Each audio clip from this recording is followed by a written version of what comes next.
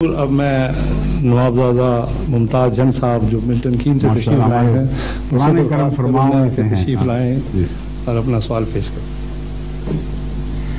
کیا حال آپ کا؟ بس حضور اب زبانبندی کا حکم ایسا ہے کہ میں صرف زبان حال سے ہی عرض کر سکتا ہوں کہ جو پروانے کا عالم ہوتا ہے شمع کو دیکھ کے بس وہی ہے. یہ زبان بندی کا عالم ہے ماشاءاللہ.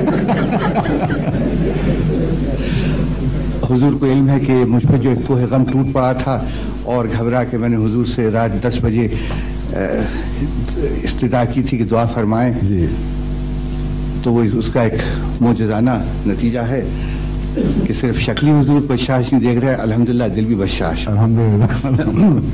حضور میں ایک بڑی مشکل میں ہوں اور غیر شعوری طور پر یہ سوال میرے ذہن میں بہت وقفے سے ہے, لیکن حالیہ میں نے ایک کتاب پڑھی جس کو پڑھ کے وہ واقعی ابھر کے میرے سامنے آ گیا اور مجھے کسی قدر پریشانی میں ڈال دیا اس نے. وہ یہ ہے کہ کلام نتیجہ علم ہوا کرتا ہے اور مسلمانوں کا یہ عقیدہ ہے کہ اللہ جو ہے وہ اومنیسینٹ اور حاکم ہے, حکیم ہے, دانا ہے, لازوال ہے.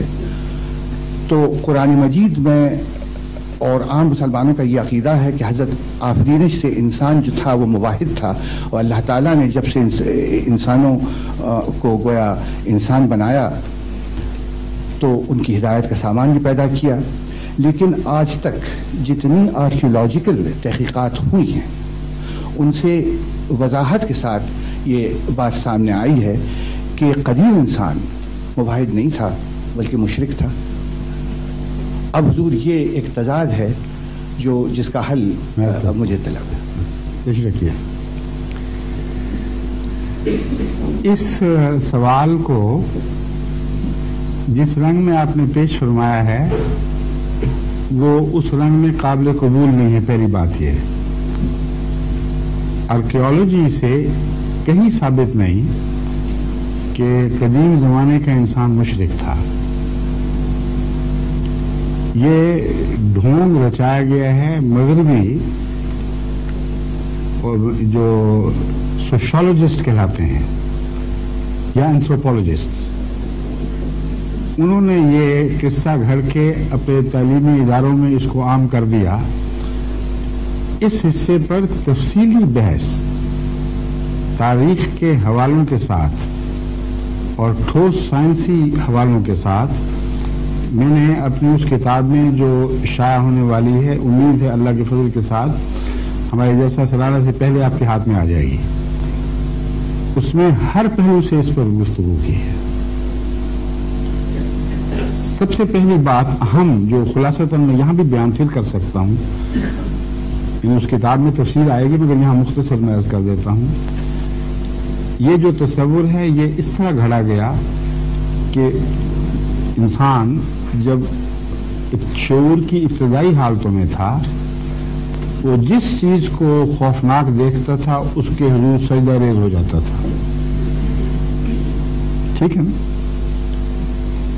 یہ ایوولوشن سے بھی قطعی طور پر غلط ثابت ہے اور انسان کی ابتدائی تاریخ جو ہمارے علم میں ہے اس سے قطعی طور پر غلط ثابت ہے, کیونکہ وہ شروع سے ہی شکاری تھا اور ایگریکلچرسٹ بعد میں بنا ہے.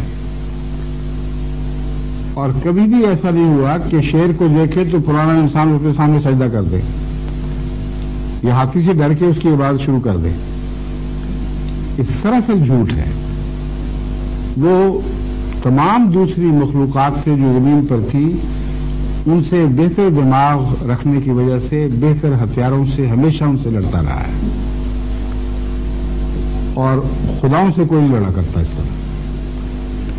تو یہ جو تصور پیدا کیا گیا کہ خوف کی وجہ سے بجلی کو دیکھا اس کو سجدہ کر دیا, طوفان آیا اس کو سجدہ کر دیا, شیروں بھوتوں جنوں کا تصور باندھ کے, یہ سب جھوٹ ہے.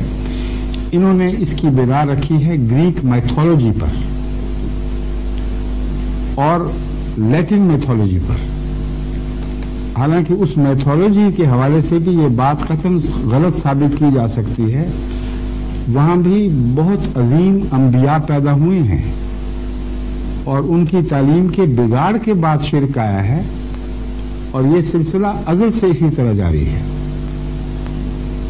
یہ میں نے وہاں ثابت کیا ہے کہ کبھی ایک بار بھی ایسا نہیں ہوا کہ شرک رفتہ رفتہ ترقی کرتے ہوئے توحید کی طرف روانہ ہوا ہو. ہر دفعہ یہ ہوا ہے کہ توحید بٹ کر اور پھٹ کر بالآخر شرک میں تبدیل ہو گئی. قرآن کریم نے اس کے ایسے ٹھوس دلائل دیے ہیں کہ کوئی دنیا کا سوشالوجسٹ اس کا جواب نہیں دے سکتا. حضرت آدم کے بعد حضرت نوح کے زمانے تک شرک ہو چکا تھا. آدم موحد تھے اور نوح موحد تھے، مگر قوم ساری مشرک ہو گئی تھی. نوح نے توحید کے لیے جہاد کیا اور خدا تعالیٰ نے آپ کی تائید فرمائی. ابراہیم کے آتے آتے پھر شرک پھیل گیا. تو توحید ڈیٹیریوریٹ کیا کرتی ہے اور ڈیٹیریوریشن کا نام شرک ہے. توحید اس ڈیٹیریوریشن کے نتیجے میں کبھی بھی پیدا نہیں ہوئی.